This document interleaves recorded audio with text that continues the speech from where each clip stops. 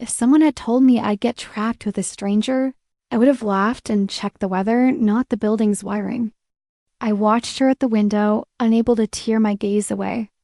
3 days had passed since I woke up in this cabin, and I still did not know her name.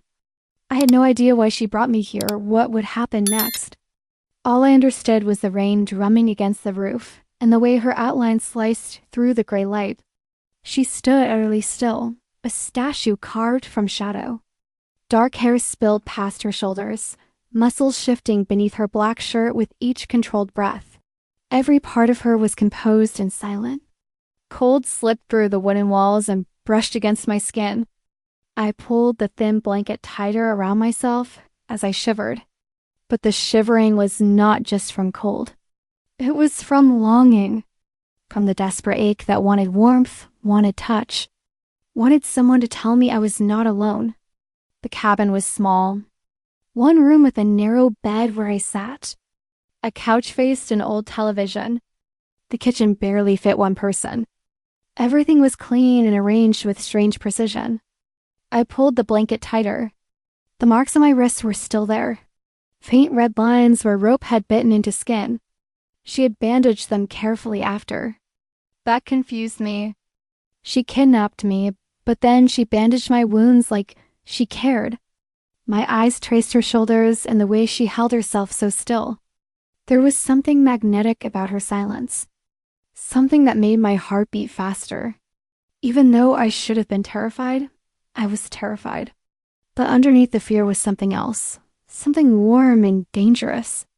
The cold made me ache for warmth in ways I could not control. My skin felt too sensitive, too aware of every draft. I wanted feet. I wanted hands on me. I wanted to feel safe and held. And she was the only one here. I hated that I kept looking at her. Hated that my eyes found her lips when she turned her head. Hated that I noticed the elegant lines of her neck and the way her hands rested calmly at her sides. 3 days and she had barely spoken 10 words to me. 3 days and I could not stop thinking about her. But let me tell you how I got here. My life was gold and glass and empty noise. I lived in a penthouse apartment, 24 floors up where rain hit floor-to-ceiling windows and turned city lights into blurred streaks of color high enough that I felt separate from everything. It was late October when this started and rain had been falling for weeks. Cold, persistent rain that made the whole city feel gray and heavy. I would stand at those windows with wine in my hand and watch streets, glisten under streetlights, and wonder why I felt so disconnected. Money was never a problem. My father made sure of that. I had designer clothes I wore once and forgot about cars I barely drove. Invitations to parties every night. People wanted to be near me because of my last name or my face, or because I spent money like it meant nothing. And I did spend it on everything. Bags and shoes and trips to places I did not remember a week later. But I was careful too. I knew when to stop. I knew when to walk away before things got too messy. That was important in my world. I was openly lesbian, and I did not hide it. I liked women, and I liked the attention that came with being confident about it. At parties, I would flirt and laugh, and let girls lean close and whisper things that made me smile. But no one really knew me. They knew the version that showed up in expensive dresses with perfect makeup. The fear was always there. My father was a drug dealer, not the kind on street corners. The kind who wore expensive suits and had meetings in private rooms and controlled supply chains across countries. He built an empire out of powder and pills and violence. And I grew up inside it. I learned early how to smile through danger. How to read a room before anyone spoke. How to know which men were there for business and which ones were there to hurt us. I did not like what my father did, but I never questioned it. It was my normal. I was the daughter of a drug lord, protected by wealth, trapped by reputation. It started about a week before everything changed, the feeling of eyes on me.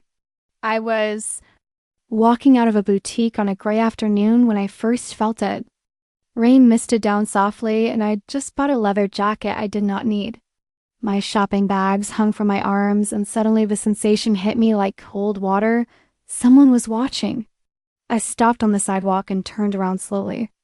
People rushed past under umbrellas. Cars splashed through puddles. Everything looked normal, but the feeling did not go away. I scanned the street and saw nothing unusual. A man reading a newspaper under an awning. A woman checking her phone. No one was looking at me. I told myself I was being paranoid.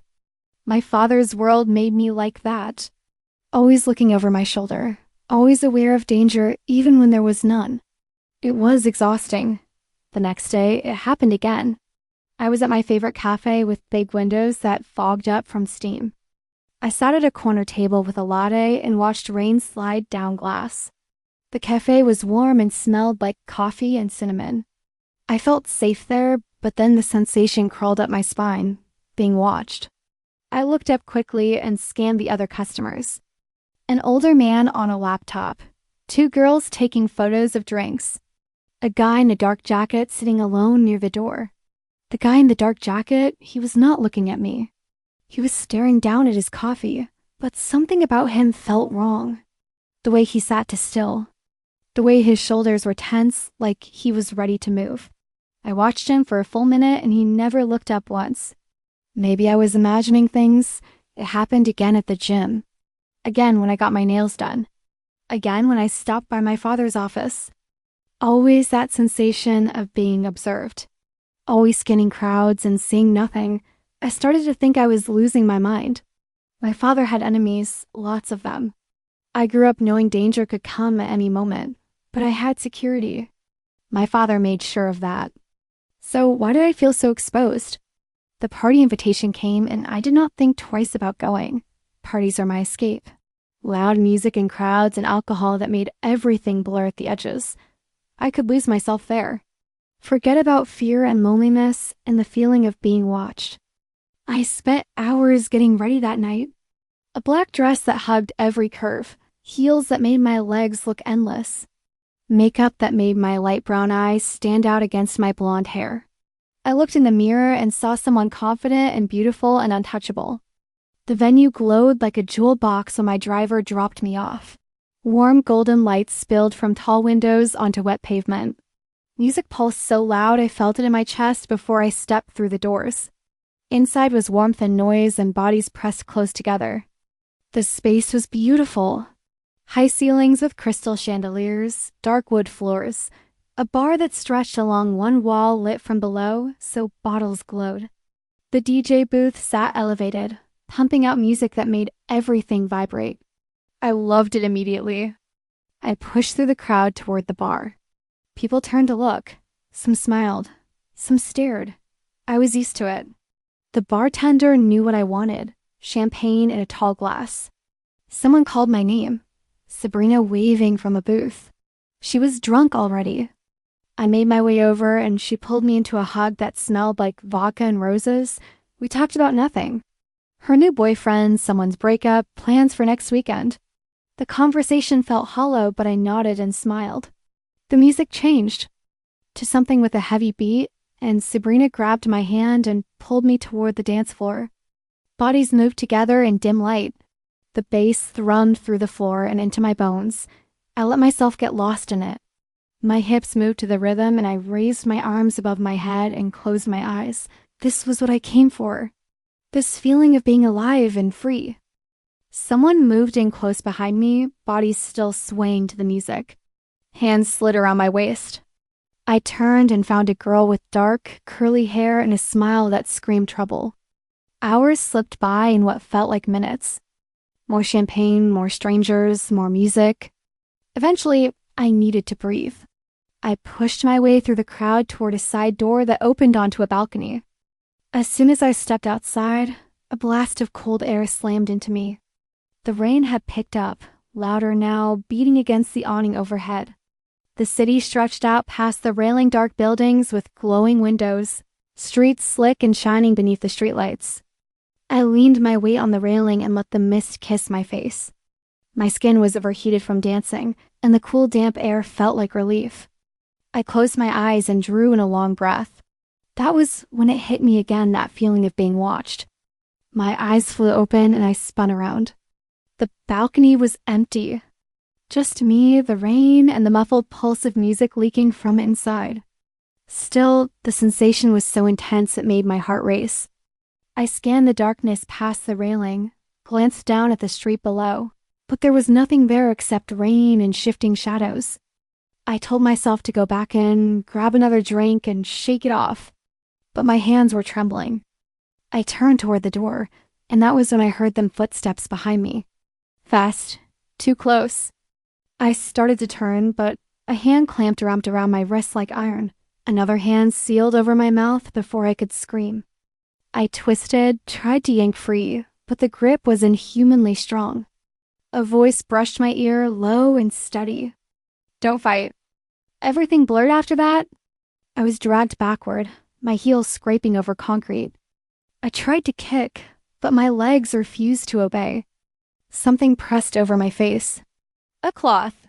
A smell chemical, sharp, invasive. The world tilted and spun. I could hear the rain. Hear my own muffled noises against the palm covering my mouth. Feel my body growing heavier, weaker, even as my mind shrieked at me to keep fighting. The last thing I saw before the darkness swallowed everything was the rain falling through golden light spilling from the windows above. Then nothing. I woke to the scent of iron and mother and something unfamiliar I couldn't place. My head throbbed, and my mouth was coated with the bitter aftertaste of chemicals. Every muscle ached. I tried to open my eyes, but they felt so heavy. Sound came first. Tires on wet pavement. Rain hammering against metal above my head. I was in a vehicle moving fast. Panic shot through me and suddenly I was fully awake. I tried to move my hands, but they would not budge. Tape rough and tight around my wrists behind my back. My ankles were bound too. I tried to scream, but more tape covered my mouth. My eyes finally opened to darkness. I was in the backseat of a truck. The windows were tinted so dark I could barely see out. Rain streaked across glass. Outside was nothing but darkness, an occasional flash of passing headlights. Fear swallowed me whole. I thrashed against the tape and tried to make noise. Tried to get someone's attention, but the truck kept moving and no one came. My dress was torn at the shoulder. One of my heels was missing. Cold air came from somewhere and made me shiver uncontrollably. Who took me? Where were they taking me? What were they going to do? I thought about my father, about the enemies he had. Someone had finally made a move. Someone had finally come for me. Tears burned hot down my cheeks. The truck turned sharply and I rolled against the door. Pain shot through my shoulder and I let out a muffled cry. Still, no one came. Time became strange. I could not tell if we had been driving for minutes or hours. Everything outside stayed dark. No streetlights anymore, no buildings, just rain and endless black. We had left the city. My wrists burned where tape cut into skin. My jaw ached. My body felt like ice from cold seeping through my torn dress. Eventually, the road became rougher. Gravel crunched under tires. The truck slowed. My heart hammered so hard I thought it would break through my ribs. We stopped. The engine cut off.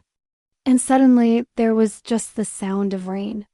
Heavy and loud like we were in the middle of nowhere. A door opened. Footsteps crunched on gravel. My door opened and cold rain hit my face. Hands grabbed me. Strong hands that lifted me out of the truck like I weighed nothing. I tried to struggle, but my body would not cooperate.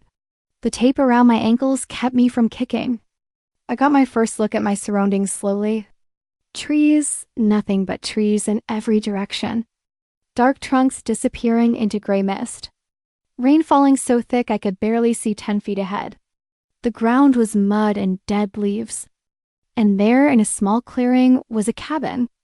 Old wood covered windows, smoke coming from a chimney barely visible through rain. This was where I was going to die. The person carrying me moved quickly toward the cabin. I caught a glimpse of dark hair, broad shoulders, a black jacket soaked through with rain. The cabin door opened and warmth hit my face. A fire crackled somewhere inside. The smell of wood smoke and coffee. I was carried through a doorway and sat down on something soft. A bed. Hands worked at the tape around my wrists. peeling it away carefully. It hurt, but I barely felt it through the fear. The tape around my ankles came off next. Then finally, the tape over my mouth. I gasped for air and immediately started to cry. Loud, ugly sobs that I could not control. A figure moved in front of me, knelt down to my level. Here, a bottle of water appeared. Hands twisted the cap. I turned my face away and sobbed harder. Drank. The voice was calm. Matter of fact, no anger in it. No threat, just a simple command. I felt the bottle press against my lips. Cool water touched my mouth. My body betrayed me and I drank. I drank because I was so thirsty. My throat felt like sandpaper. When I finished, the figure stood and moved away.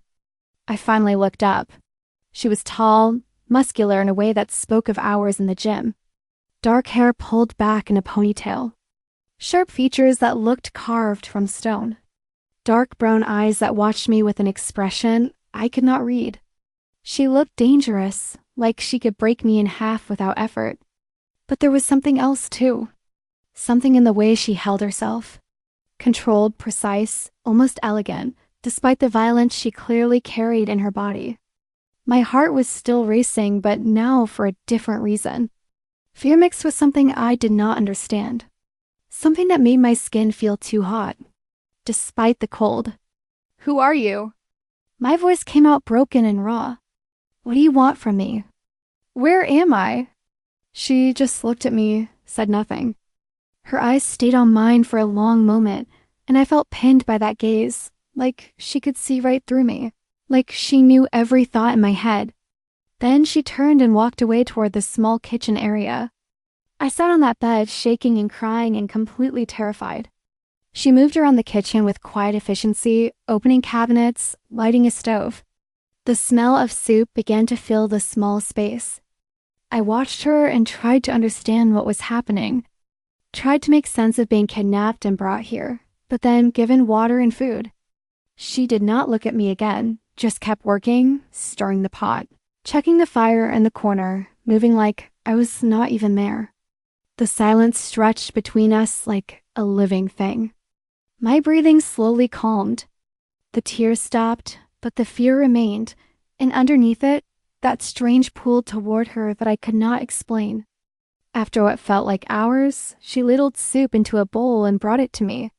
She set it on the small table beside the bed and stepped back.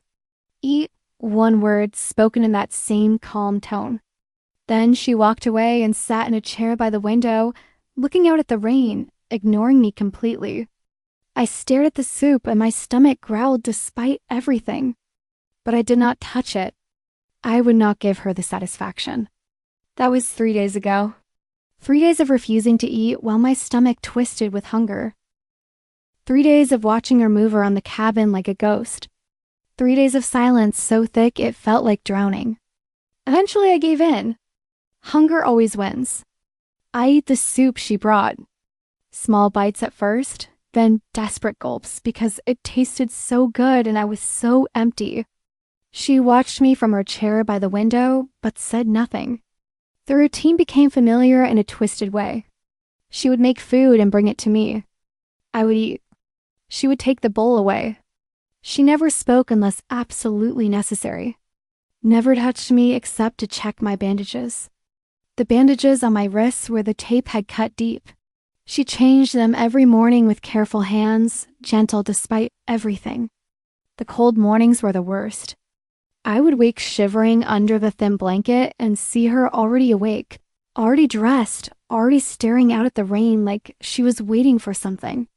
The fire struggled against the dampness, but she kept it going, fed it wood throughout the day.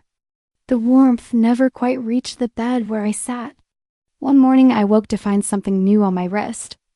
A small carved charm hanging from a thin leather cord. I had not felt her tied there. The carving was simple, but beautiful, some kind of protection symbol. I looked at her, but she was already at the window, back turned, silent. Every night she would pull a chair close to the bed. Not touching, not threatening, just sitting there in the darkness, watching over me. It should have terrified me. But instead, it made me feel something else. Something I did not want to name safe. I hated that feeling. Hated that my captor made me feel protected, but I could not deny it. The rain never stopped. It became the soundtrack to everything, constant and soothing in a way that made no sense. And I watched her. I could not help it. I started noticing things I should not notice. The way rain dampened her dark hair when she stepped outside to gather wood. How it curled slightly at the ends when wet. The way she would shake her head and droplets would fly and catch the firelight. Her hands strong and scarred, but somehow elegant. The way her fingers moved when she carved wood by the fire. The way she held a knife with confidence that spoke of years of practice. Her breathing slow and controlled even when she was working, like she was always in complete command of her body. I found my eyes drawn to her lips, full and expressive, even though she rarely spoke. I would watch them form around words when she did talk. Watch them press together when she was thinking. The cold made everything worse. It made me too aware of my own body, too aware of how much I wanted warmth, how much I craved touch. My skin felt hypersensitive. Every draft made me shiver. Every time she walked past, I could feel the heat radiating from her body, and I wanted to lean into it. I hated myself for it. She was my kidnapper, the person who ripped me from my life and brought me to this isolated prison. I should have been plotting escape or revenge, not noticing the elegant line of her neck, not watching the way her muscles moved under her shirt, but I could not stop. At night, when she sat in that chair watching over me, I would pretend to sleep and study her through barely open eyes. The way shadows played across her face, the way her chest rose and fell, the way her hands rested calm and still in her lap. There was something magnetic about her stillness, about her complete control. It drew me in even as it terrified me. I would curse at her sometimes, call her names, demand to know why she was keeping me here. She would just look at me with those unreadable dark eyes and say nothing. But I noticed that her gaze would linger, that sometimes when I looked away first, I could still feel her eyes on me, studying me the way I studied her. The tension between us grew thicker every day. The storm hit on the fourth night. I woke to thunder so loud it shook the cabin walls. Lightning flashed through cracks in the covered windows, turning everything white for a split second before plunging back into darkness. Rain hammered the roof like it was trying to break through. The wind howled and I heard branches scraping against the outside walls. Fear spiked through me sharp and immediate. I sat up in bed clutching the blanket and my heart was racing. Another crack of thunder and I flinched hard. I hated storms. Always had the unpredictability of them. The violence, the way they made me feel small and powerless. Lightning flashed again. And in that brief moment of light, I saw her. She was already moving toward me, not rushing, but purposeful. She reached the bed just as darkness fell again, and another boom of thunder rattled everything. I felt the mattress dip as she sat on the edge.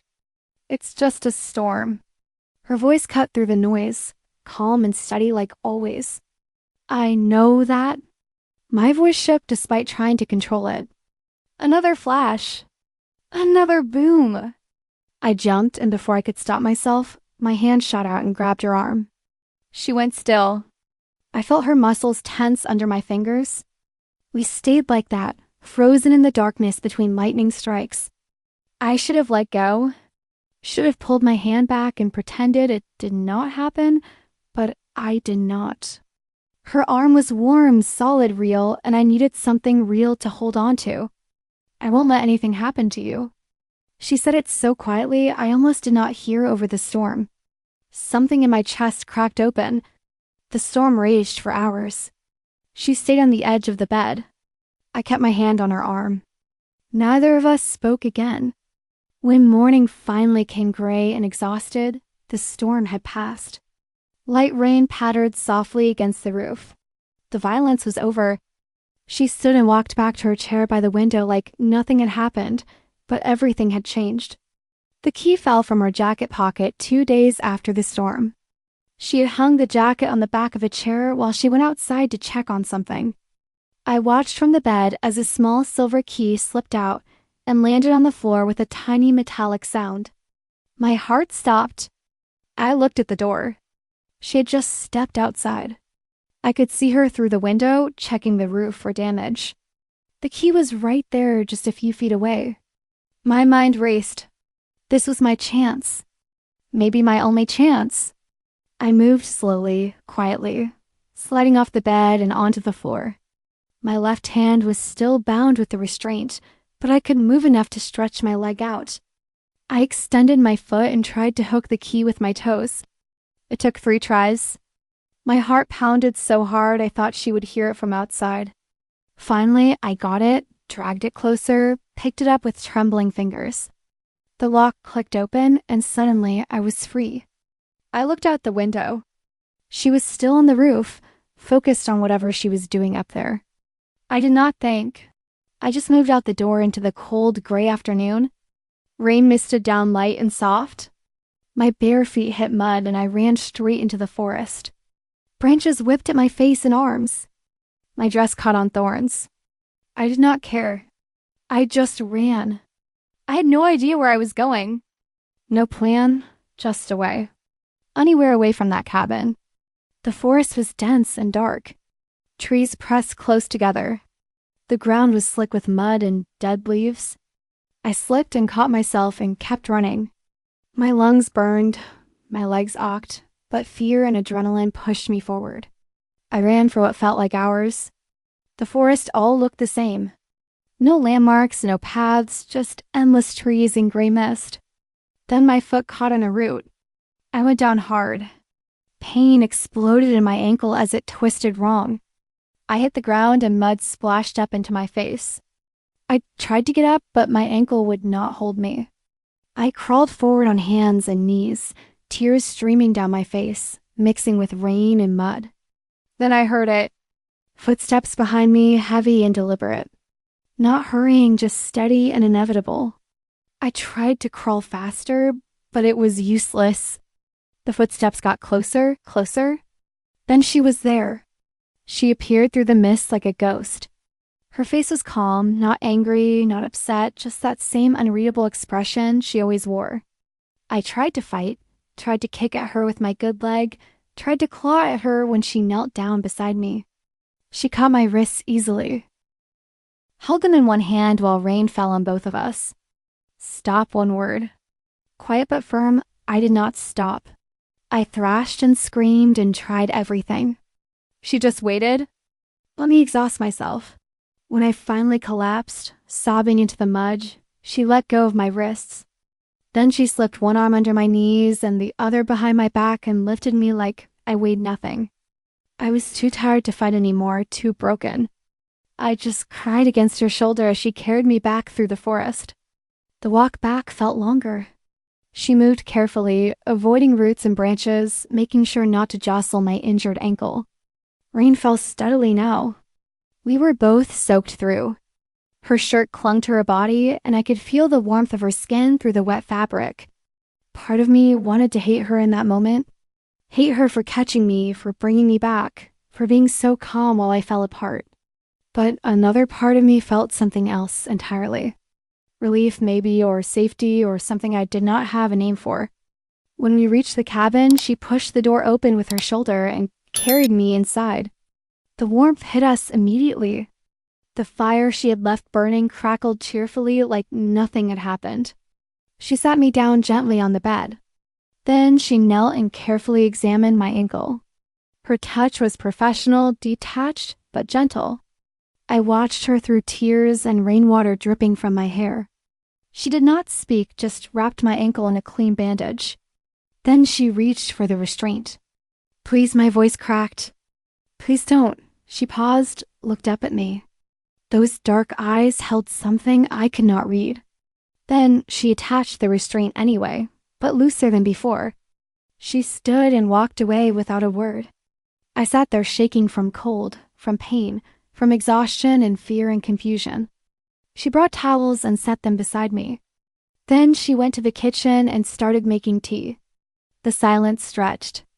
I watched her move and tried to understand why she had not hurt me, Why she had carried me so carefully, why she was making tea instead of punishing me for running. "Why didn't you hit me?" I finally asked.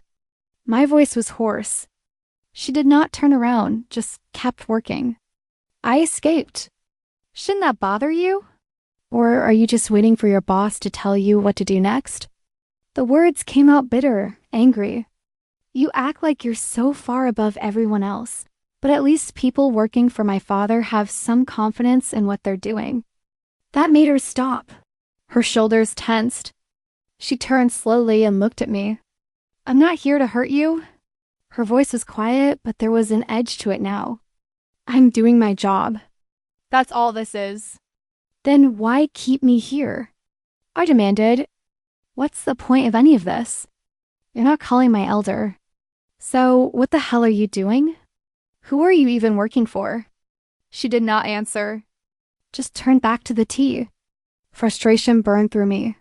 "Answer me." She poured hot water into a cup, added honey, stirred it slowly. Then she brought it to me and set it on the table beside the bed. "Drink it before it gets cold." She walked away to the window and stood there looking out at the rain. I stared at the tea at her back, at this impossible woman who kidnapped me and bandaged me and refused to explain anything. And despite everything, despite the fear and anger and pain, I felt something else stirring in my chest. Something warm and dangerous that made my skin tingle. I picked up the tea with shaking hands and drank. The days after my escape attempt were different somehow.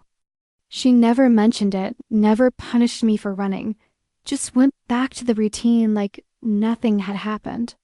But there was a shift in the air between us. She seemed more aware of me, more present, like she had decided something during that walk through the rain. One evening, she made soup, and instead of leaving it on the table and walking away, she sat down in the chair near the bed. She did not speak at first, just ate her own bowl slowly. I ate mine and watched her. The fire crackled and rain pattered against the windows. And finally, she broke the silence. "You asked who I'm working for." I looked up startled. "One of your father's rivals. Another dealer in the city." She said it. "Matter of fact, he hired me to take you, not to hurt you, just to hold you until a business deal settles." My stomach turned cold. What deal? Something about a shipment. Money owed. I didn't ask for details. "That's not my job." "Your job is kidnapping people." I said it flat and bitter. She looked at me then. Really looked? Yes. The honesty of it shocked me. "Is this what you do? Just take orders and ruin lives?" Something flickered across her face. Too fast to read. "I do what I'm paid to do. Nothing more, nothing less." "Do you even care that I have a life? That people are probably looking for me?" "Your father's security is probably looking," she said evenly, "but we're far enough out they won't find you." She paused, studying me. "And for what it's worth, I was told not to harm you, so you're safer here than you would be with anyone else he might have hired." I had no idea how to respond to that. She finished the last of her soup and rose from the chair. Instead of walking away, she lingered, fingers tightening briefly around the bowl. "What's your name?" she asked quietly. "Arya." The answer slipped out before I could think. "Arya Langford." I wet my lips. "And you?" I asked, my voice soft. She looked like she might refuse. Her jaw tightened, a muscle ticking as if she were weighing the risk of saying anything at all. Then she finally answered. "Rhea." Her tone was low, almost fragile. "Rhea Solis." I just stared at her, stunned. It was the longest conversation we'd ever had. And somehow it shifted something I couldn't quite name. The next morning, I woke to the smell of coffee. Rain whispered against the roof, a soft, steady patter. Pale gray dawn slipped through the covered windows. The cabin was still cold, but the fire was already burning in the hearth. She stood at the small stove, making coffee like she did every morning. Only this time, when she poured a cup, she didn't just keep it for herself. Here, she held it out to me. I pushed myself up slowly and took the mug from her. Our fingers grazed as the cup changed hands, and a sharp, unexpected warmth shot at my arm. She pulled back quickly, but not before I caught a flicker of something in her eyes. "Thank you," I murmured.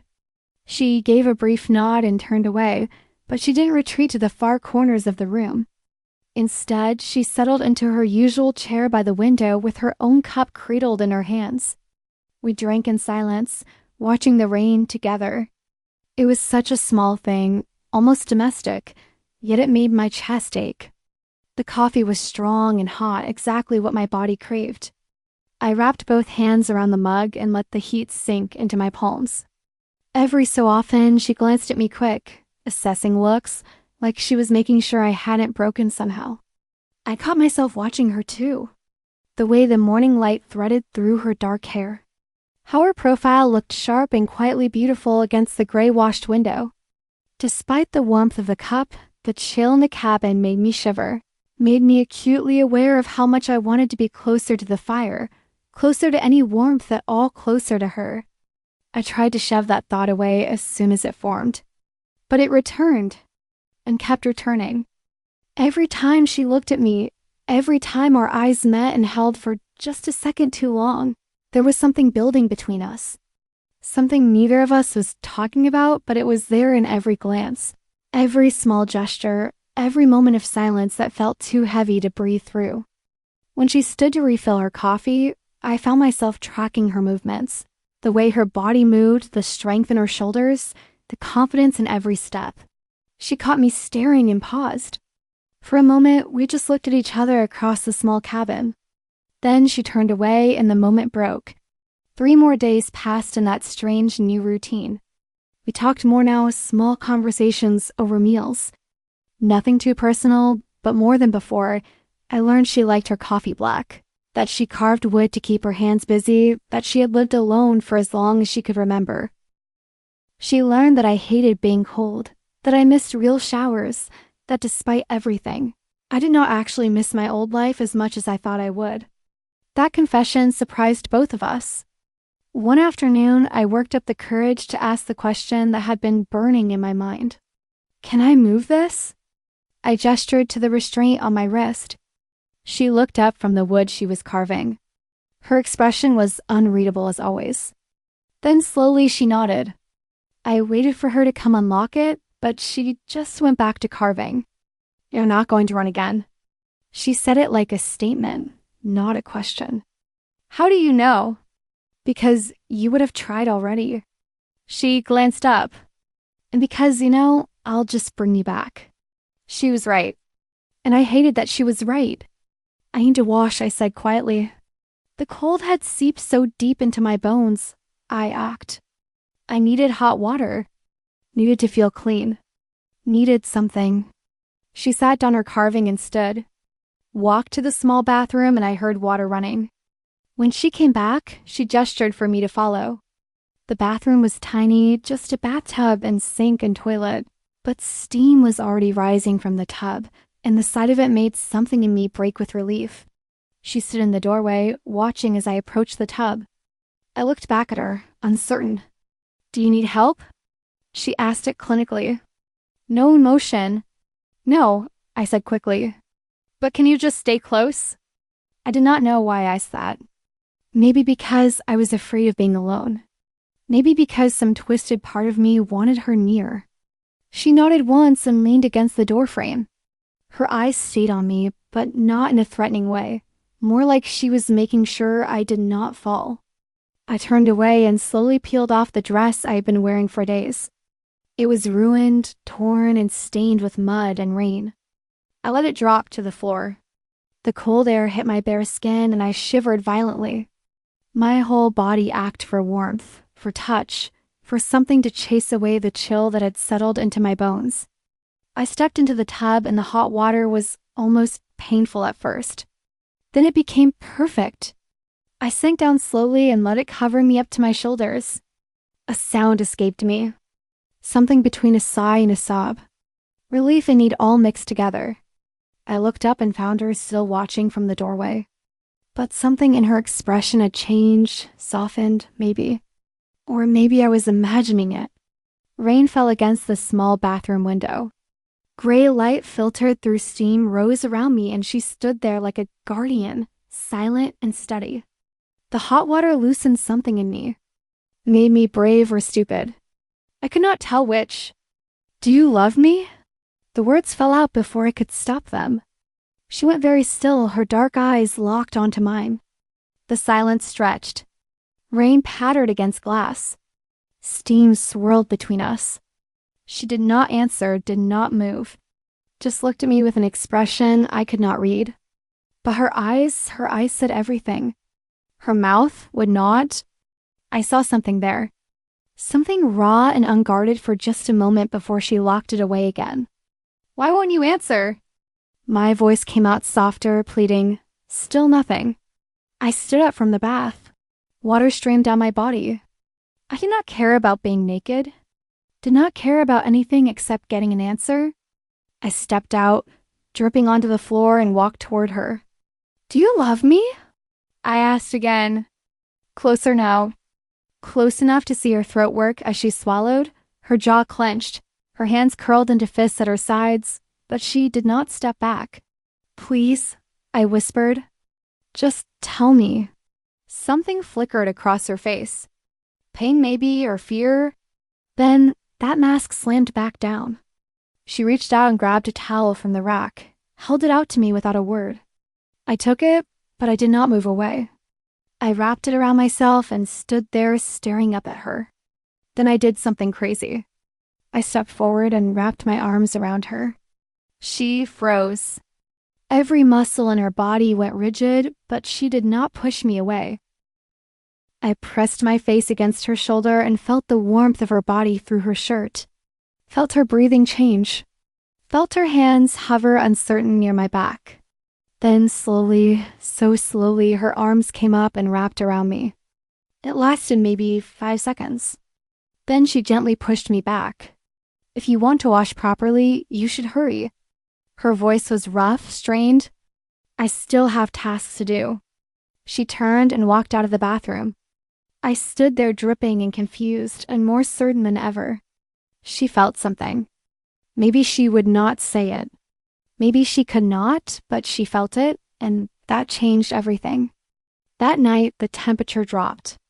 The fire struggled to keep the cabin warm. Cold seeped through every crack in the walls. I lay in bed under the thin blanket and shivered so hard my teeth chattered. She was in her usual chair by the window, but I could see her breath misting in the cold air. "You're freezing," she said it quietly. "I'm fine," I lied. She stood and walked to the bed, looked down at me with that unreadable expression. "Move over." My heart stopped. "What?" "You'll get sick if you stay this cold." "Move over." I did without thinking, without questioning. She lay down on top of the blanket beside me. The heat from her body was immediate and overwhelming. I turned toward her instinctively, seeking that warmth. Rain droned on the roof. The fire crackled low, and we lay there in the darkness, not touching, but so close I could feel every breath she took. "Thank you," I whispered. She did not respond.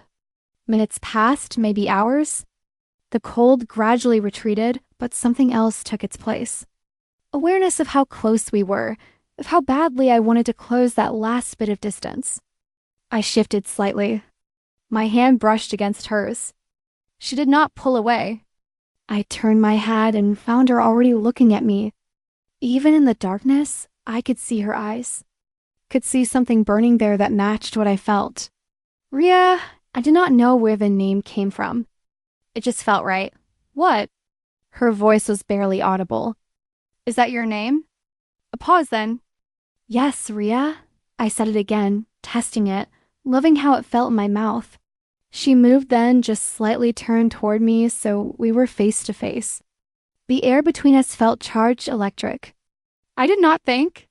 I just moved forward and pressed my lips to hers. She froze for a heartbeat. Then she kissed me back. It was soft at first, tentative, like we were both afraid to break whatever this was.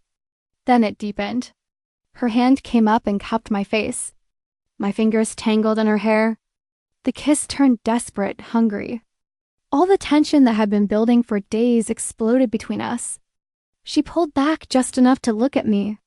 Her eyes searched mine in the darkness. "Are you sure?" she whispered. I answered by kissing her again. This time there was no hesitation. Her hands found the hem of my shirt and pulled it over my head. I reached for hers and she helped me remove it. Skin against skin, heat against cold, everything I had been craving. Her mouth moved to my neck, my collarbone lower. I arched into her touch and made sounds I did not recognize. The rain outside grew heavier. Thunder rumbled in the distance, but inside there was only us. Her hands were everywhere, gentle but sure. Learning every curve, every sensitive place that made me gasp. I explored her too. The hard muscles of her back, the softness of her breasts, the way she shivered when I touched certain spots. We moved together slowly at first. Then, with increasing urgency, the thin blanket fell away, forgotten. Her thigh pressed between my legs, and I rocked against her, seeking friction, seeking more, seeking everything. She kissed me deep and swallowed my moans. Her hands slid lower. Fingers found where I was wet and aching. I cried out when she touched me there. The sensation was overwhelming, perfect. She moved in slow circles, building, building, her mouth never leaving mine, breathing each other's air. My hands gripped her shoulders, her back anywhere I could reach. I was climbing towards something huge and terrifying and beautiful. Rhea, her name broke from my lips like a prayer. "I have you," she whispered against my mouth. "Let go," and I did. The pleasure crashed over me in waves. My body arched, trembled, shattered into 1,000 pieces. She held me through it, kissed me softly, brought me back down. When I could breathe again, I reached for her. Wanted to give her the same, but she caught my hand. "Not yet, this was for you." She pulled me close, wrapped a blanket around us both. I tucked my face into her neck and felt her heartbeat against mine. Rain fell, fire glowed, and I drifted into sleep, feeling safer than I ever had in my life. Drink this before it gets cold. My eyes flew open. Gray dawn light, cold cabin. Rhea standing beside the bed holding a cup of tea. I sat up fast, looked around, confused. I was fully clothed. The blanket was tucked around me. Everything was exactly as it had been. No. My hand trembled as I reached for the tea. My whole body felt like it was still humming with sensation, still feeling her hands, her mouth, the weight of her body, but it had not been real. "What's wrong?" Rhea asked. Her expression was calm, unreadable as always. "Nothing." My voice cracked. "Just a dream, I guess?" She studied me for a moment. Something flickered in her eyes, like she knew, like she could see exactly what I had been dreaming about. Then she turned away and walked to the window. I sat there shaking. The tea burned my hands, but I barely felt it. It had felt so real, too real. I could still taste her, still feel the ghost of her touch on my skin. I pressed my thighs together and felt the ache there, the need that the dream had created, but not satisfied. This was torture. Beautiful, horrible torture. I looked at her standing by the window. Rain streaked the glass behind her. She looked untouchable, unreachable. But I knew now, knew what I wanted, what I needed, and knowing made everything so much worse. The days after that dream were agony. I could not look at her without remembering, could not hear her voice without my skin flushing hot, could not watch her hands without imagining them on me. But life in the cabin continued. We cooked together now, simple meals over the small stove. She would chop vegetables, and I would stir the pot. Our hands would brush occasionally, and electricity would shoot through me. She taught me to carve wood, showed me how to hold the knife, how to work with the grain. Her hands would cover mine to guide the blade, and I would stop breathing. We walked in the light rain sometimes, staying close to the cabin. The cold air was sharp and clean. She stayed near like she was afraid I might run again. But I would not run. Not anymore. Because despite everything, despite the fear and confusion and impossible situation, I was falling for her. Maybe I had already fallen. She was careful with me. Never crossed lines. Never touched me more than necessary. But I saw the way she looked at me when she thought I was not watching. Saw the hunger there, the struggle. She wanted me to. I was sure of it, but she would not act on it. Would not let herself. Some nights I would wake and find her in that chair watching over me like always. And I would wonder what she was thinking, what she was feeling. The rain continued day after day of gray skies and steady precipitation. The world outside felt distant, unreal. This cabin, this woman, this growing thing between us, that was the only reality that mattered. But I knew it could not last forever. Something would have to change. The phone rang on a gray afternoon while I was helping her prepare dinner. She froze, looked at the phone on the counter like it was a weapon. Then she picked it up and walked to the far corner of the cabin. Yes, her voice was cold, professional, nothing like the softer tone she used with me now. I pretended to focus on chopping vegetables, but I strained to hear. Tomorrow at 2, a pause. Understood. My blood turned to ice. The balance will transfer after delivery. Another pause. No complications. She hung up and stood there for a long moment, her back to me, her shoulders tense. I set down the knife with shaking hands. What was that? My voice came out small. She did not turn around. Rhea, I said her name and she flinched. What's happening tomorrow at 2? Finally, she turned. Her face was a mask, but I could see the storm behind her eyes. They're sending someone to pick you up. The words hit me like a physical blow. What? I whispered. Tomorrow at 2, another person will come. I'm supposed to hand you over. Then the deal is done. No, the word ripped out of me. No, please. Please don't give me to them. I moved toward her without thinking. Grabbed her arms. Please, Rhea. I'll die. Or worse, you know what they'll do. Please don't let them take me.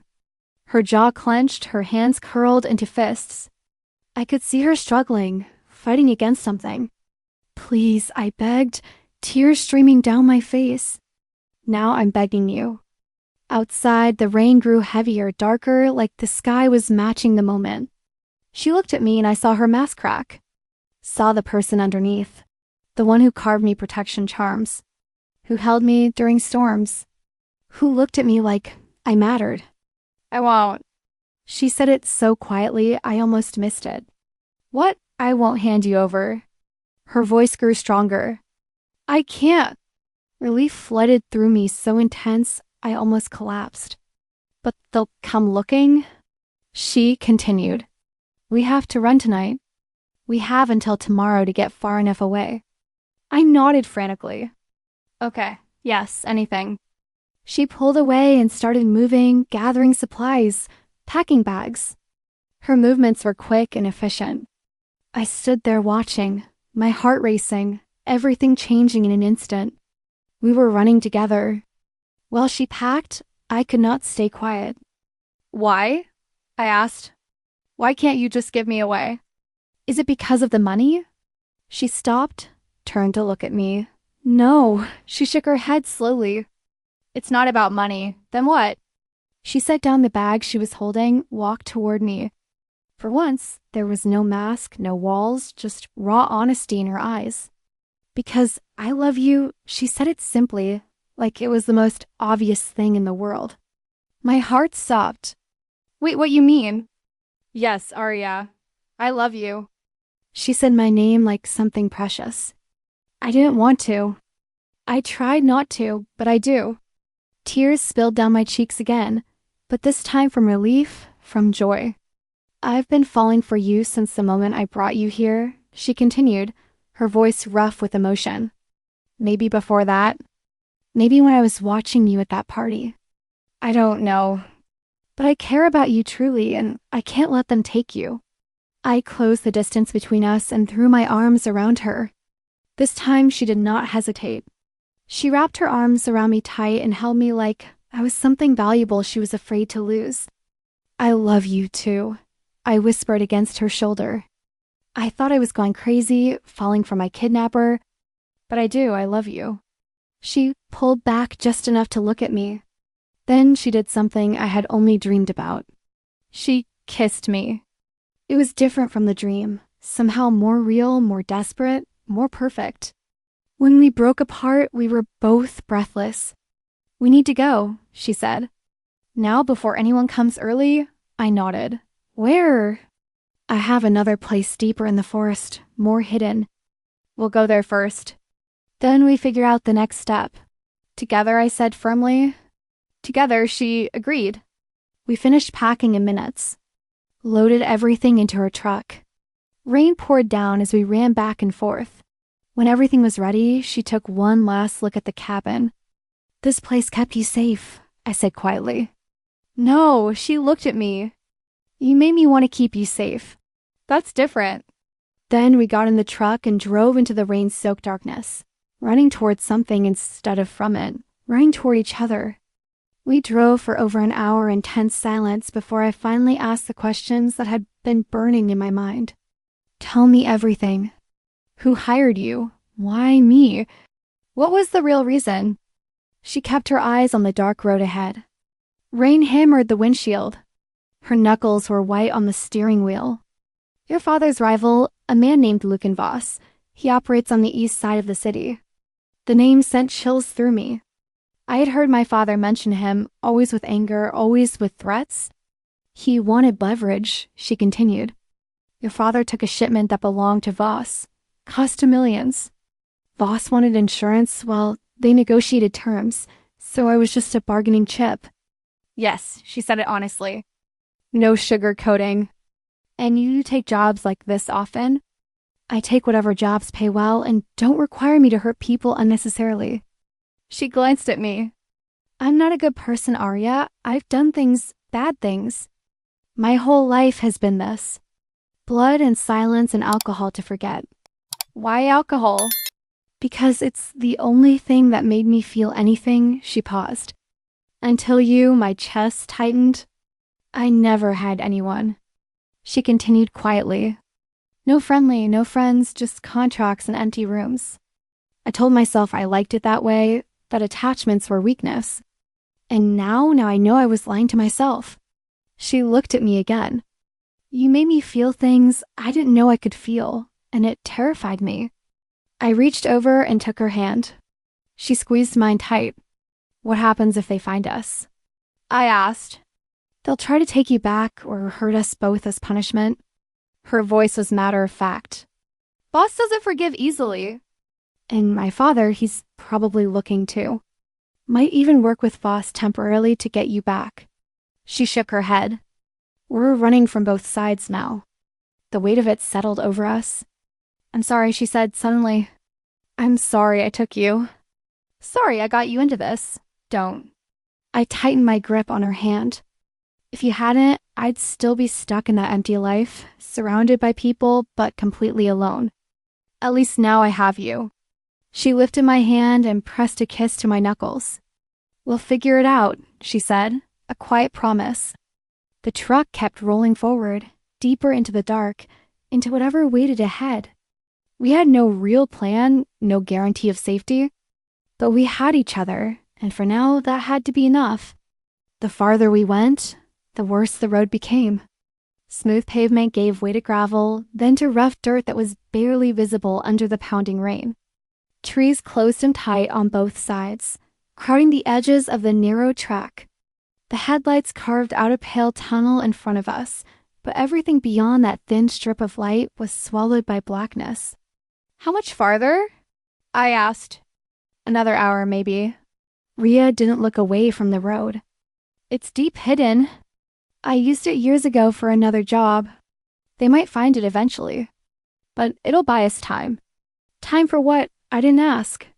I wasn't sure I could handle the answer. The truck jolted over rocks and splashed through deep puddles. Rain hammered so hard on the windshield, the wipers struggled to keep up. Thunder rumbled overhead, rolling across the sky in long, low waves. I studied Rhea's profile in the dim dashboard glow. The strong line of her jaw, her unwavering eyes, hands that could take a life, but had only ever touched me with care. How had this become my reality? 2 weeks ago, I'd been trying on designer dresses and drifting from party to party. Now I was tearing through a storm in the middle of nowhere with the woman who had kidnapped me. The same woman I've fallen hopelessly, completely in love with. It was irrational, impossible, yet here we were. Nothing about any of this made sense. "Tell me about your life before," I said, needing to hear her voice, needing more pieces of her. "There's not much to tell." "Try." She fell silent for a long moment, eyes fixed ahead. Then she began. "I grew up in foster care.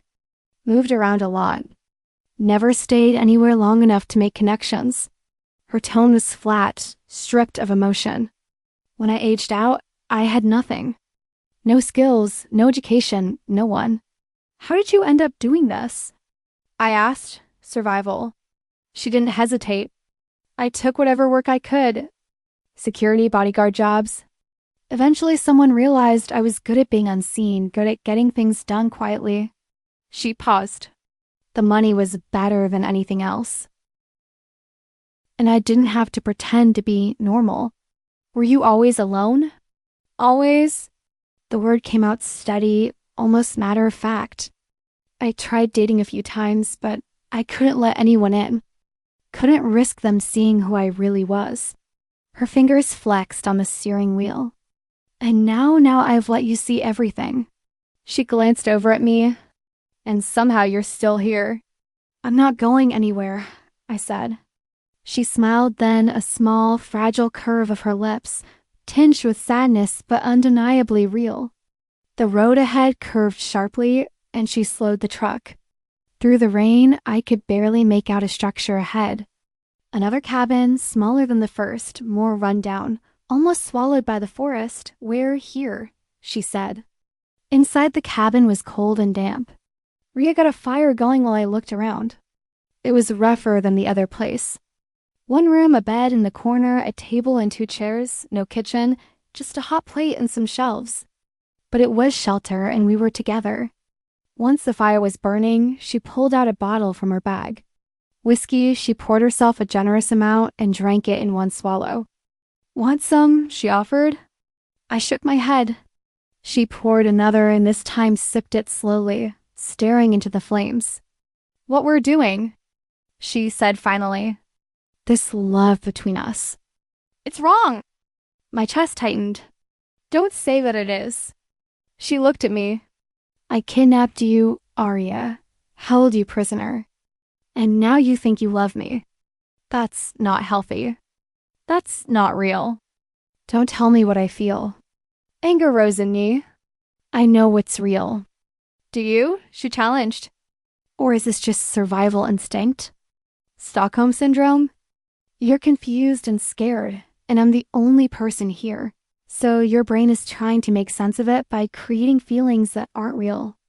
I stood and walked to her, got right in her face. "You don't get to decide what's real for me. Yes, you took me. Yes, this situation is insane. But what I feel is mine, and it's real."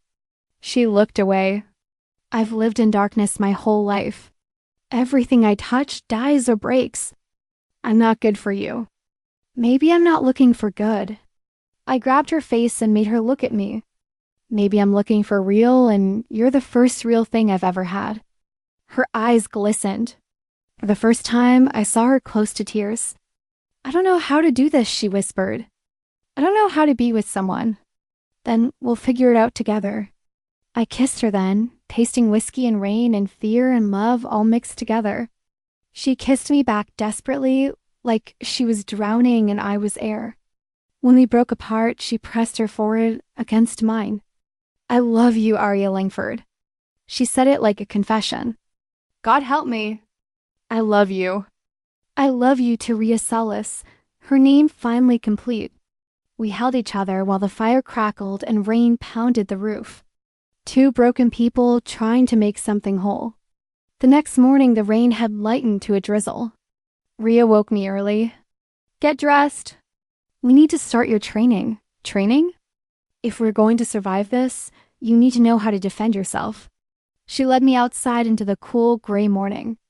The air smelled like wet earth and pine. Mist curled through the trees. First lesson, awareness. She moved behind me. Close your eyes. I did. Listen, what do you hear? I focused rain, wind in the trees, a bird somewhere. Good. Now smell. What do you smell? Pine, wet leaves, smoke from our fire. Your senses will keep you alive. Always pay attention. Her voice moved now without opening your eyes. Where am I? I listened to her footsteps, tracked the sound behind me to the left. Good. She touched my shoulder and I jumped. But not good enough. I could have hurt you just now. She spent the next hour teaching me basic awareness, how to move quietly, how to scan an area, how to read body language. Then she moved to defense. Someone grabs you from behind. What do you do? She demonstrated, wrapped her arms around me from behind in a hold that felt unbreakable.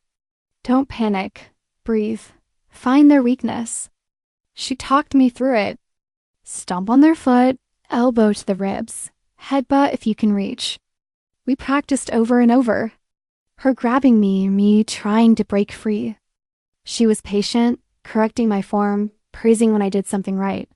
By the time we went back inside, I was exhausted, soaked from rain, but I felt stronger.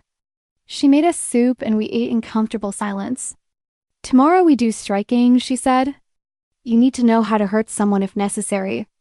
Have you hurt a lot of people? Yes, she said it honestly, but only when I had to. I reached across the table and took her hand. I'm not afraid of you. Maybe you should be. I'm not. She looked at our joined hands. You make me want to be better, different, then be different. It's not that simple. Why not? She did not answer. Just squeezed my hand and stared into her soup. The days fell into a pattern. Morning training, afternoon rest. Evening conversations by the fire. Rhea taught me everything she knew. How to identify edible plants. How to build a fire in wet conditions. How to navigate by stars when you could see them. She taught me to move silently through the forest, to step carefully to avoid breaking branches. Predators are always listening, she said. And we're prey now. I learned to defend myself better. Basic strikes. How to use someone's momentum against them. Where to hit to disable fast. She was a patient teacher. Never frustrated when I messed up. Always encouraging when I succeeded. But I was learning something else too. I was learning her. The way she rubbed her temple when she was stressed. The way her accent slipped slightly when she was tired. The way she checked her gun every night before bed like a ritual. The way she looked at me when she thought I was not watching, like I was something precious and terrifying. One afternoon while practicing strikes, I managed to actually land a hit on her. Not hard, just a tap to her ribs that she had not blocked in time. She looked shocked then proud. Good. She smiled. You're getting better. I grinned. Then I did something impulsive. I kissed her. She froze for just a moment. Then she kissed me back. Deep and hungry and full of everything we'd been holding back. When we broke apart, we were both breathing hard. We should keep training, she said. But she did not move. Or I pressed closer. We could take a break. Her eyes darkened. Rhea, I whispered, I need you. She looked at me for a long moment. Then she picked me up and carried me inside. The next phase of training was harder. You need to know how to use these. Rhea laid out several weapons on the table. A knife, a gun, a baton. I don't know if I can. You can, and you will. Her voice was firm, but not unkind. I won't always be there to protect you. You need to be able to protect yourself. She started with the knife, taught me how to hold it, how to strike, where to aim, the throat, the stomach, the inner thigh. She pointed to each area on a crude drawing. These will stop someone fast. We practiced with a wooden dummy she had set up outside. My strikes were clumsy at first, but she adjusted my grip, my stance, my follow-through. Don't hesitate, she said. If you're using a weapon, it means your life is in danger. Hesitation will get you ended. The word hung heavy in the air. The gun training was worse. The weight of it in my hands felt wrong. Evil, it's a tool, Rhea said, reading my expression. Nothing more. It doesn't make you bad. It just gives you options. She taught me how to load it, how to check the safety, how to aim, breathe, squeeze. Don't pull, follow through. The first time I pulled the trigger, the recoil shocked me. The noise was deafening, even with the makeshift ear protection she had made. The second time was easier, the third easier still. After an hour, I could hit the target consistently. Not perfectly, but good enough. Rhea watched with a mixture of pride and sadness. I wish you didn't have to learn this, she said quietly. I know, I set down the gun. But you're right. I need to be able to take care of myself. You're stronger than you know. Only because of you. She pulled me close and kissed the top of my head. We're going to survive this. She promised both of us. I wanted to believe her. That night, we were both exhausted, muscles sore from hours of practice, but there was a different energy between us. I sat by the fire and watched Rhea clean the weapons. Her movements were efficient, practiced, but I could see the tension in her shoulders. Come here, I said softly. She looked up. What? Just come here. She set down the gun and walked over. I pulled her down to sit in front of me. Turn around, she did. I started massaging her shoulders. She was so tense, like stone under my hands. Slowly, she relaxed. Her head dropped forward. A quiet sound escaped her. You take care of everyone else, I said quietly. But who takes care of you? I don't need anyone to take care of me.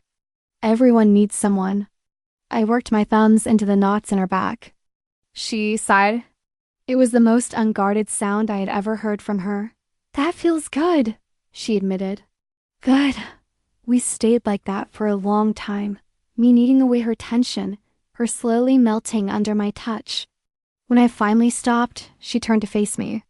Thank you, she said simply. Always.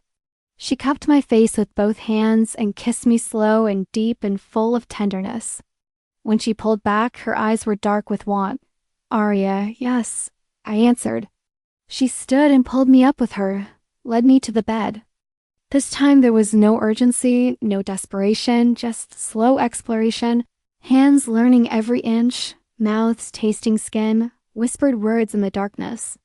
She made love to me like I was something sacred, like she was memorizing every sound I made, every place that made me gasp. I did the same. Learned what made her breath catch, what made her moan, what made her lose that careful control. We moved together, finding rhythm, finding pleasure, finding each other. When we finally collapsed, tangled together, the fire had burned low. Rain pattered softly outside. I love you, she whispered into my hair. I love you, too. And for that moment, nothing else mattered. 2 weeks passed in our hidden cabin, training, talking, learning to be together, but supplies were running low. We need to go into town, Rhea said one morning. Is that safe? No, but we don't have a choice. She made me cover my blonde hair with a dark hat. Gave me sunglasses even though the sky was gray. We both wore nondescript clothes. The drive to the nearest town took an hour. It was small. One main street with a few shops, a diner, a bar. Rain came down steadily. People hurried past with umbrellas. No one paid attention to us. Stay close. Rhea kept her hand near her concealed weapon, her eyes constantly scanning. We picked up supplies quickly. Food, batteries, first aid. She paid cash for everything. We should go, she said when we finished. Wait. I gestured to the bar. Can we just sit for a minute? Feel normal? She hesitated, then nodded. Inside was warm and dimly lit. The smell of beer and fried food. A jukebox played old country songs. Half a dozen people scattered at tables. We found a booth in the back corner. Rhea positioned herself facing the door. The waitress brought us drinks. Beer for Rhea, soda for me. This feels weird, I said. What is being out around people pretending to be normal? We are normal. She said it firmly. We're on the run from criminals. You taught me how to hurt people this week. I don't think that's normal. She smiled. Actually smiled. Rare and beautiful. Okay, maybe not normal. She raised her beer, but we're together. I clinketed my glass against hers together. We sat in comfortable silence for a while, listening to the music, watching rain stream down the windows, just being. Then Rhea did something that shocked me. She reached across the table and took my hand right there in public, where anyone could see. I looked at our joined hands, then at her face. She was smiling, not big, just a small curve of her lips, but it was meant for me. Only for me, my God, I breathed. I didn't think you could smile like that. Like what? Like you're happy. Like this moment matters. I squeezed her hand, and you can actually smile at me like this. Her eyes held mine, warm, unguarded. You make me want to smile. My chest felt too full, too tight. For just this moment, we were not running, not hiding, not afraid. We were just two people in love, sitting in a bar on a rainy afternoon. I wanted to live in this moment forever. We stayed longer than we should have. The bar filled up as evening approached. More people coming in from the rain, loud conversations, laughter, the smell of food being cooked. I was telling Rhea a story about something stupid I did at a party years ago. She was actually laughing. The sound was rare and beautiful. Then she went still, her eyes fixed on something behind me. Her hand moved under the table. I knew she was reaching for her weapon. Don't turn around. Her voice was low, calm.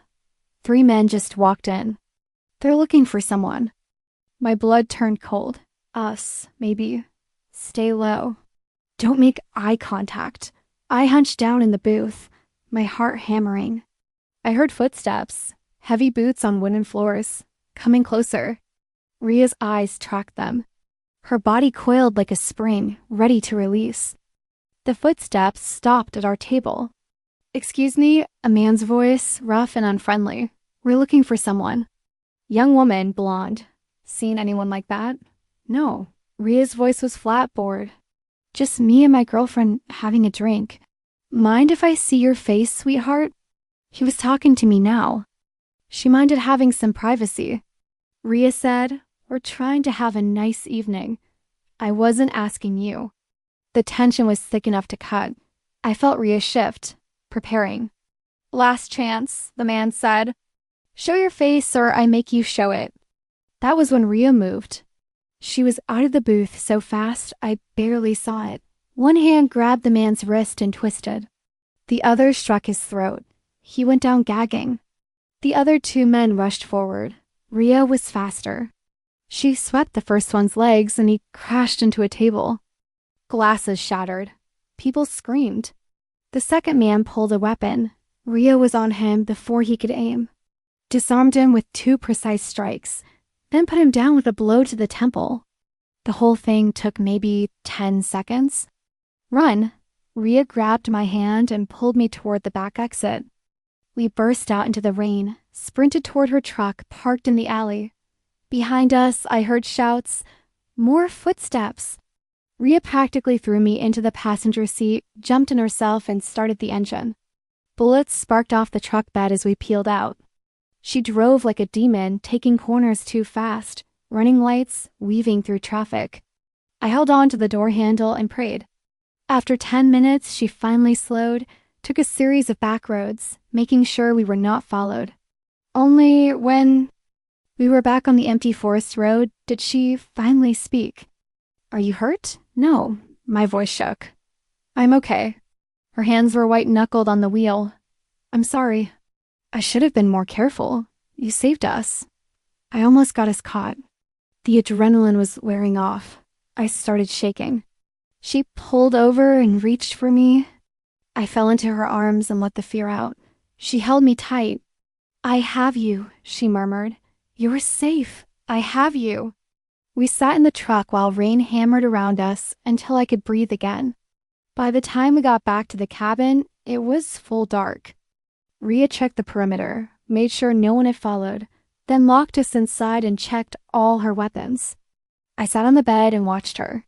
She moved with controlled precision, but I could see the tension vibrating through her. When she finally finished, she just stood there, staring at nothing. "Rhea," she looked at me, and for the first time I saw real fear in her eyes. "I could have lost you," her voice cracked. "If I had been 1 second slower, if they had seen your face before I moved, I could have lost you." I stood and went to her, wrapped my arms around her waist. "But you didn't." "I'm here. We're both here. Do you know how frightening it is? She gripped me tight to care for someone like you. I know." I pulled back to look at her, "But I want it. I want you. That's all that matters." "You have no idea what you're asking for. I've spent 20 years in this dark life. Everything I touch gets stained." I cupped her face. "Then teach me, train me, let me be ready. I want to be like you, capable, strong. I want to survive by your side." She searched my eyes. "You have no idea what's coming. Then prepare me, and maybe you'll survive it with me too." Something shifted in her expression. Resolution replacing fear. She kissed me hard, desperate, full of everything she could not say. I kissed her back with the same intensity, with all the fear and relief and love coursing through me. We stumbled toward the bed, hands pulling it close, mouths never breaking apart. This time was different, urgent, raw. We came together with the desperation of people who had just faced death. She touched me like she was trying to memorize every inch, like she might lose me tomorrow. I did the same, holding her, feeling her, proving we were both alive. The pleasure when it came was almost painful in its intensity. We clung to each other through it, breathing each other's names like prayers after we lay tangled together, hearts still racing, the fire casting shadows across damp skin. "I can't lose you," she whispered. "You won't, I promised. We're going to make it." I did not know if that was true, but I needed to believe it. We both did. The attack at the bar changed something. We both knew we could not keep running forever. Could not keep hiding in the forest, waiting for them to find us. "We need a real plan," Rhea said one evening by the fire. "What kind of plan?" "We leave this life completely. Find somewhere that can never reach us." She pulled out an old laptop, showed me images of remote islands, places far from the mainland, far from our old employers, far from my father. "We could start over." Her voice held something I had never heard before. Hope. Build a life that's actually ours. I looked at the pictures. White sand beaches, clear blue water, small houses surrounded by palm trees. It looked like paradise. Like everything we had never had. How would we get there? "I have money saved enough to disappear properly by passage. Set up somewhere new." "And you think they would stop looking eventually," she said. "Once enough time passes, once they realize we're gone for good, they'll move on to other problems." I wanted to believe it. Wanted to imagine a future where we were not constantly afraid. What would we do there? She smiled. "Whatever we want. We could open a small business or just exist, fish, swim, watch sunsets." "That sounds too good to be true." "Maybe it is," she admitted. "But don't you want to try?" I looked at her face in the firelight, at the hope and fear mixing in her eyes. "Yes," I said. "I want to try." She pulled me close and kissed my forehead. "Then we will, as soon as we can arrange passage, we run one more time, but this time to something instead of from something to each other, she agreed. Outside rain fell gentle and soft like the world was blessing our plan. 2 days later, Rhea announced it was time. I made contact with someone who can get us out. We leave tomorrow. The reality of it hit me. We were really doing this. Really leaving everything behind.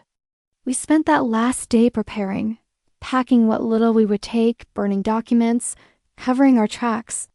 That night, I walked outside into the light rain, looked at the cabin that had sheltered us, protected us while we figured out what we were to each other.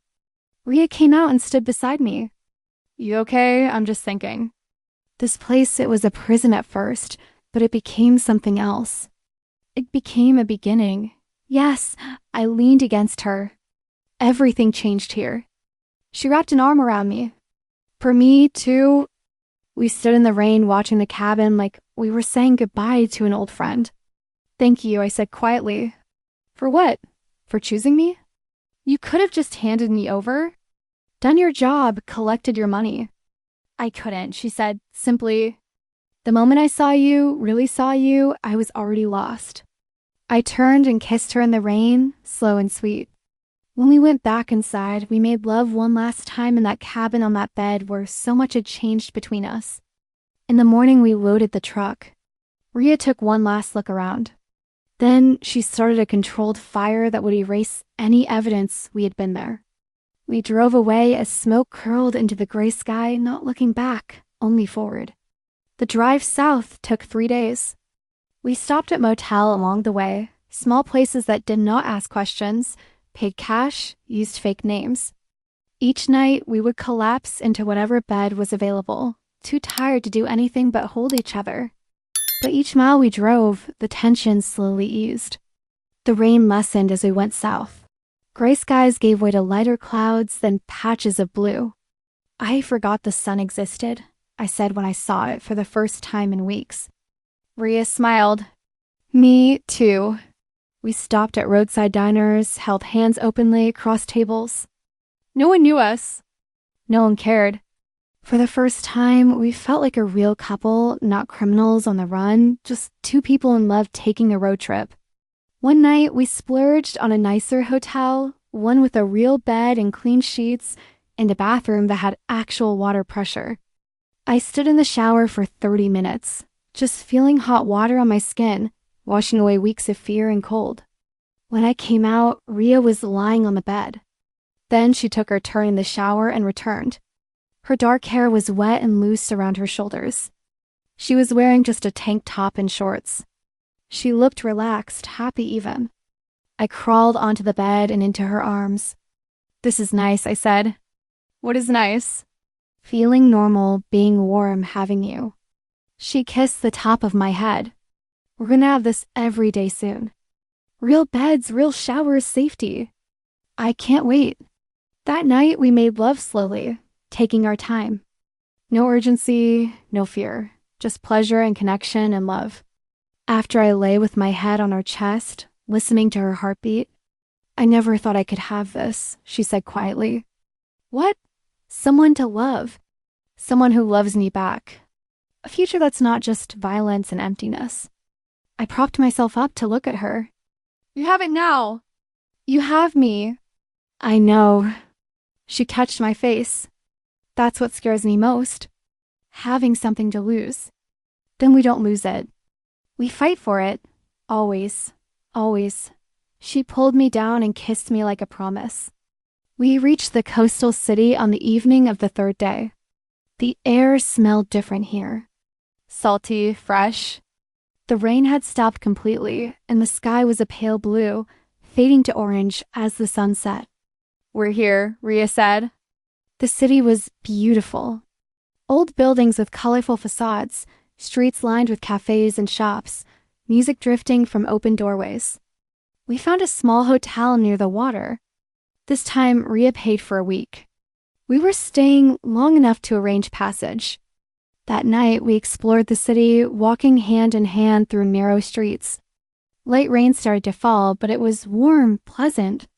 We found an outdoor cafe under a wide awning. Sat and ordered wine and food that tasted like heaven after days of diner meals. Rhea kept smiling. Real smiles, not forced, just genuine happiness. What? I asked. I'm just happy. I don't think I've ever been happy before. Not like this. I reached across the table and took her hand. Get used to it. People walked past in the warm rain. Couples, families. No one paid us any attention. We were just another couple having dinner. After we walked to the waterfront, stood at the railing and looked out at the dark ocean. Tomorrow, I'll contact the captain, Rhea said. He can get us to the island. It'll take about a day's journey, and then we start over clean new. I leaned against her side, and she wrapped her arm around me. The ocean stretched endlessly before us, dark and mysterious and full of possibility. I love you, Rhea Solis. I love you. Aria Langford. The waves crashed against the shore below. The rain fell soft and warm. And for the first time in my life, I felt free. The boat was smaller than I expected, just a fishing vessel with a small cabin and weathered paint. But the captain was friendly. He asked no questions when Rhea paid him cash. We left at dawn. The city disappeared behind us as we pushed out into open water. The ocean was gray-blue and calm. Mist hung low over the surface, making everything look dreamlike. I stood at the rail with Rhea beside me. The salt spray misted our faces. The engine rumbled steadily beneath our feet. How long? I asked. 8 hours. Maybe less if the wind stays good. 8 hours between our old life and our new one. I watched the horizon and tried to imagine what was waiting for us. The pictures Rhea had shown me looked like paradise. But would reality match? Are you scared? Rhea asked. A little, I admitted. What if we get there and it's not what we hoped? Then we make it what we hoped. She squeezed my hand together. As morning turned to afternoon, the mist cleared. The sun broke through clouds and suddenly the water was sparkling. Brilliant blue and green and full of light. Look, Rhea pointed ahead. Through the shimmer of heat and light, I saw it. A dark smudge on the horizon growing larger as we approached the island. My heart started racing. We stood together, watching it take shape. Green hills, white beaches, palm trees swaying in the breeze. It looked exactly like the pictures. Maybe better. It's beautiful, I breathe. It's ours, Rhea said. The captain guided us to a small dock on the north side. A handful of other boats bobbed in the water. A few people worked on the beach. When we stepped onto the dock, I felt solid ground for the first time in hours. My legs wobbled. Rhea caught me, steadied me, smiled. Welcome home, she said. The house was small but perfect. White walls, blue shutters, a porch that looked out over the ocean. Inside was simple. 1 bedroom, a kitchen, a bathroom with actual plumbing. It was more than we needed.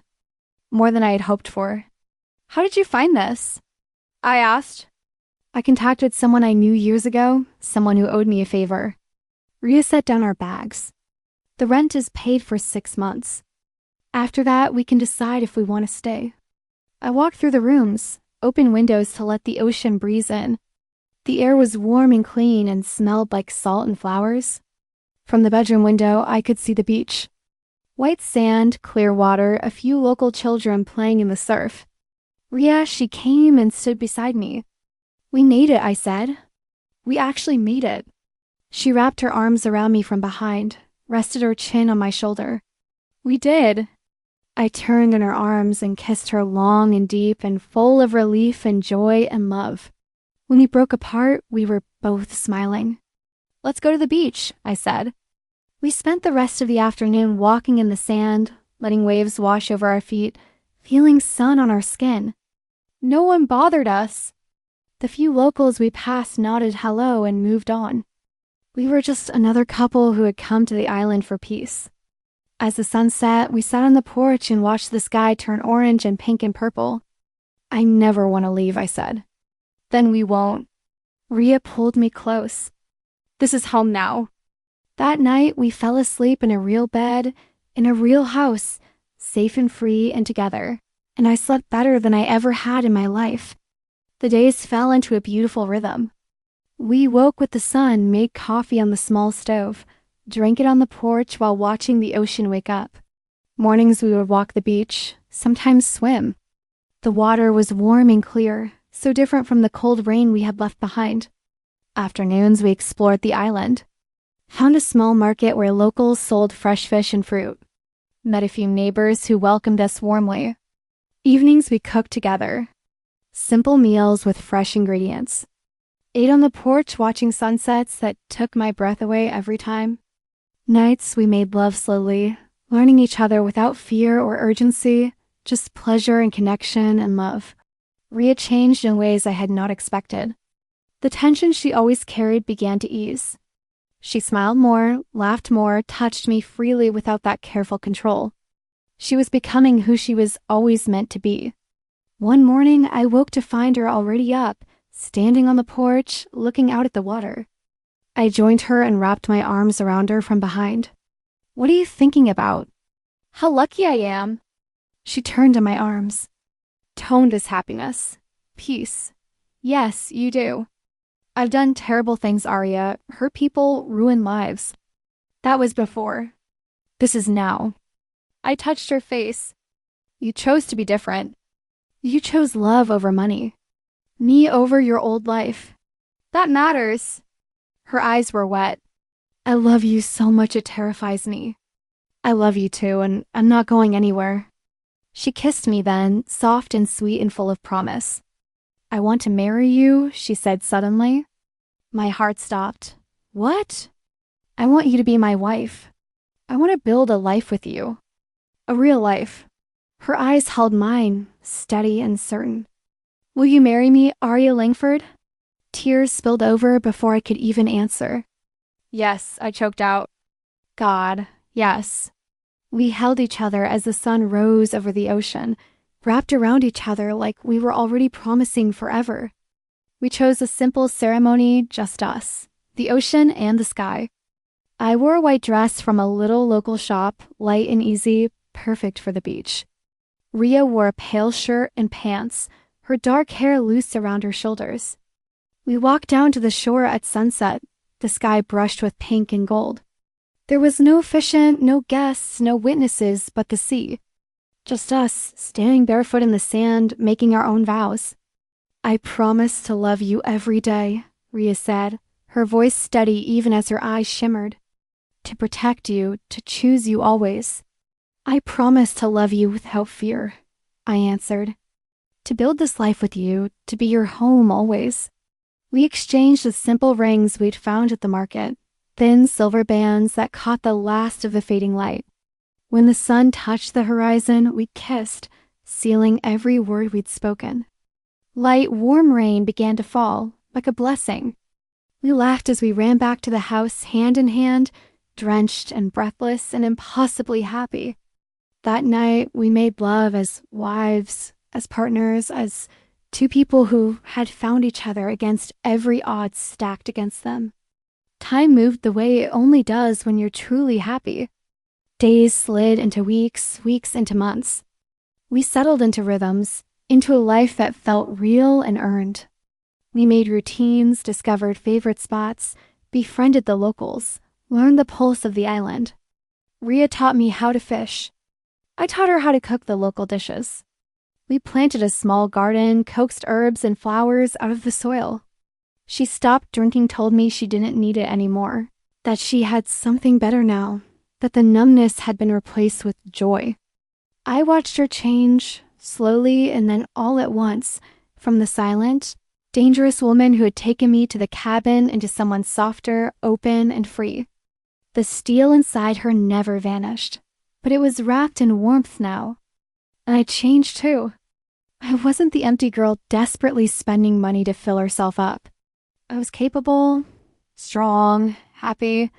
We had become the versions of ourselves we were always meant to be. Rainy days were still our favorite. We would sit on the porch and watch storms sweep in over the ocean, the sky dark and the sea alive. The rain would fall warm and clean, and we would curl into each other, sharing quiet. "Remember the cabin?" I would ask. "Every day," she'd reply. "That's where I found you."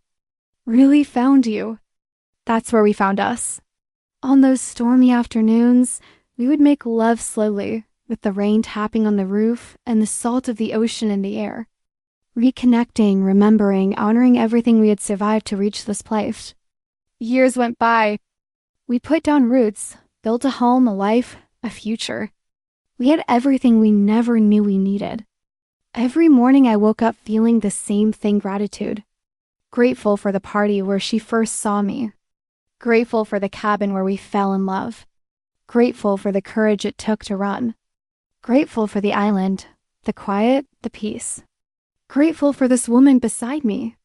Grateful that the girl who once lived in gold and glass had been brave enough to fall in love with her captor, because that captor had freed her in ways she could never have imagined. We were home. We were safe. We were loved, and that was everything.